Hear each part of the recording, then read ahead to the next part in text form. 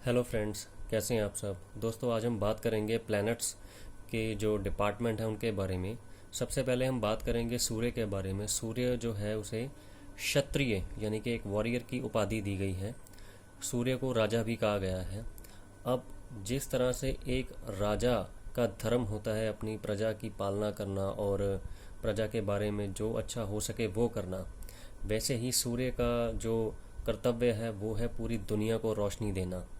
सुबह जो है अपने टाइम पर आना, चाहे गर्मी हो, सर्दी हो, बरसात हो, चाहे मौसम कैसा भी हो।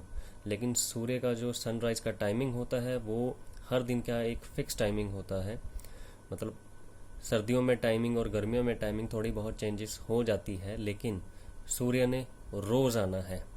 एक राजा की तरह अपना कर्तव्य पालन पूरा करना है।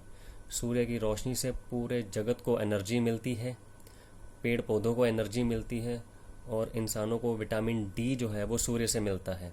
इसलिए सूर्य को जो है वो एक क्षत्रिय की उपाधि दी गई है, क्योंकि सूर्य का कर्म है हर रोज़ आकर अपनी ड्यूटी देना।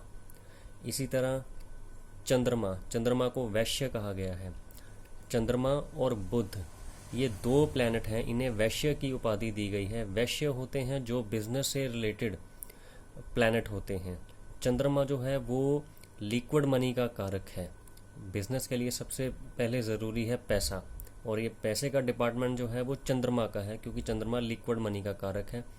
और बुध वैश्य है, व्यापार का कारक बुध है, इसीलिए इन दोनों को वैश्य की कैटेगरी में दी गई है, यानी कि पैसा और बिजनेस ये वैश्य है।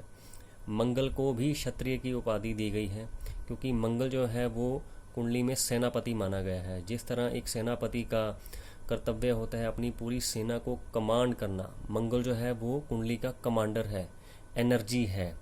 एनर्जी होगी तो हम अपने सारे काम कर सकेंगे।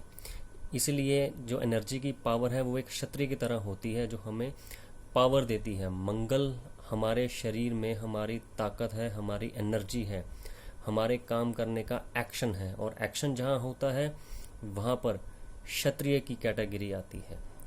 गुरु और शुक्र इन दोनों को ब्राह्मण की उपाधि दी गई है।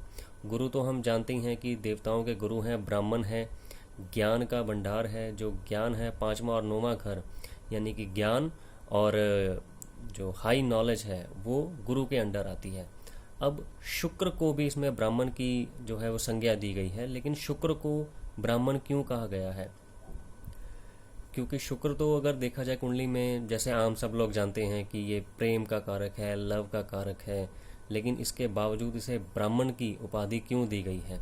क्योंकि कुंडली में अगर शुक्र जो है वो तप का कारक है। अगर हमने परमात्मा को पाना है तो हमारा शुक्र मजबूत होना चाहिए, तभी हम कोई तपस्या कोई तप कर सकते हैं।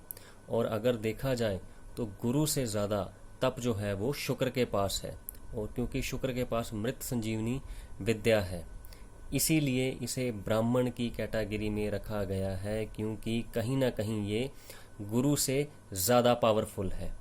अब बात करते हैं शनि। शनि जो है वो शूद्र का कारक है। अब शूद्र शनि को क्यों कहा गया है? जितने भी जो वर्कर हैं, मजदूर हैं, वो सारे शनि के अंडर आते हैं।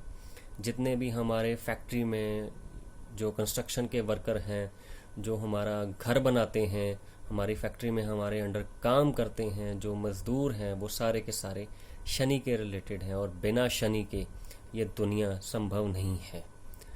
राहु राहु को मलेच्छ कहा गया है। अब राहु क्या है? राहु गंदगी है। जहाँ गंदगी है वहाँ राहु है। अब जितने भी गंदगी को साफ करने वाले, गंदगी को दूर करने वाले इंसान आते हैं, वो सारे के सारे मलेच्छ कैटेगरी में आते हैं। जितने भी गंदगी को साफ करते हैं, जो भी गंदे एरिए हैं, जैसे किसी गंदे नाले की सफाई करना या सीवरेज की सफाई करना, वो कहीं ना कहीं राहु के कारक से प्रभावित होते हैं। केतु, अब केतु को भी शूद्र कहा गया है। जितने भी हैंडीकैप्ड पर्सन हैं वो सारे केतु के अंडर आते हैं। जितने लंगड़े, खास करके जिनकी टांगे नहीं हैं, लंगड़े जो प्लैनेट, लंगड़े लोग जो हैं वो केतु के अंडर आते हैं। सो आज हमने बात की है प्लैनेट्स और उनकी कैटेगरी के बारे में, डिपार्टमेंट के बारे में। अगले वीडियो में हम नए टॉपिक के साथ चर्चा करेंगे। Till then, good bye.